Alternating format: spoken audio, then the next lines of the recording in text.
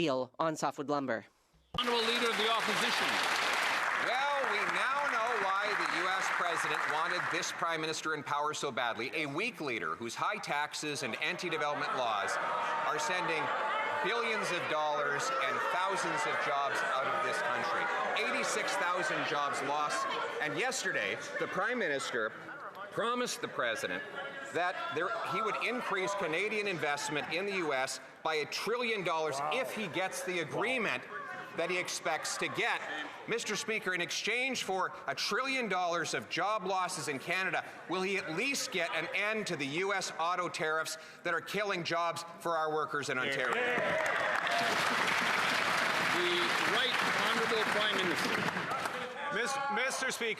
Mr. Speaker, we have the best deal in the world with the Americans. First point. Second point, the President of the United States and myself had a meeting of minds yesterday with respect to the future of the steel sector, the aluminum sector, the energy sector in cooperation, which is why our teams are negotiating the terms of those deals.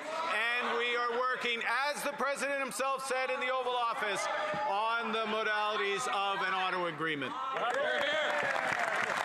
The Honourable Leader of the Opposition. Mr. Speaker, he just confirmed he's selling out our auto workers. And let me tell him what it means when investment leaves this country, because he was forced a record amount out in his 7 months in power.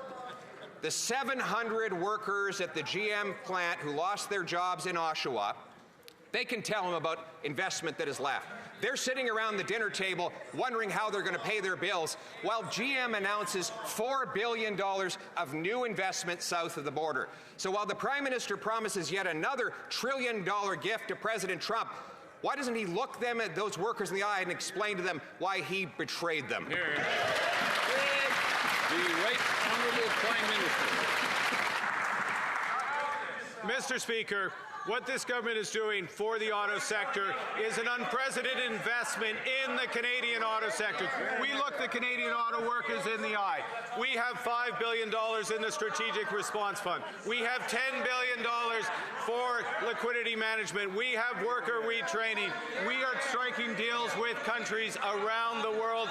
We have the best deal already with the Americans, and it will be even better. The Honourable Leader of the Opposition. Well, Mr. Speaker, we'll go soft on him today because I know he's still recovering from surgery to have his elbows removed. Remember that promise, Mr. Speaker? Dancing around with his elbows in the air. We haven't seen those elbows since the election, after which $54 billion of investment gone to the United States. 86,000 jobs gone. American tariffs on Canada doubled. And as to the best deal in the world, why is it then, if we have the best deal, that Canada has the fastest shrinking economy in the G7 and 86,000 people are without a job? The Right Honourable Prime Minister. Okay. All right. Mr. Speaker, there are three things that are true. First is, I realized long before the Leader of the Opposition, long before the last election, you remember the last election? Long before the last election, that our relationship with the United States would never again be what it was. Secondly, thing that is true is we have the best deal with the Americans. And the third thing that's true is we will get an even better deal because we...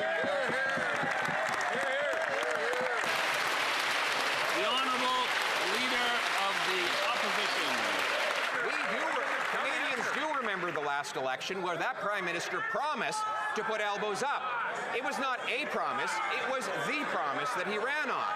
Now those elbows have come down, the American tariffs have doubled, we have by far the weakest economy in the G7, 86,000 people have lost their jobs, and the Prime Minister went pathetically to the White House to offer a $1 trillion gift, bowing before the President in weakness.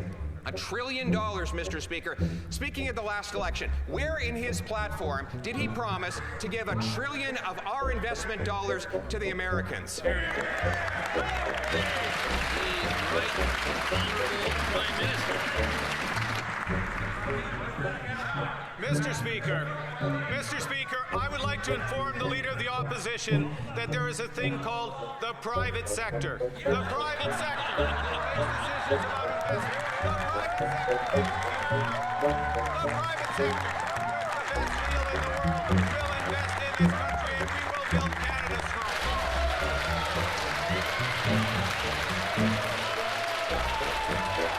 and we will build Canada strong. The Honourable Member for Belleuil-Chambly.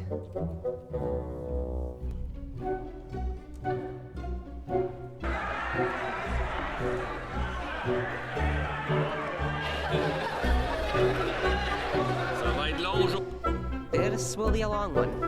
It's going to be a long day. The Honourable Member for Belleuil-Chambly.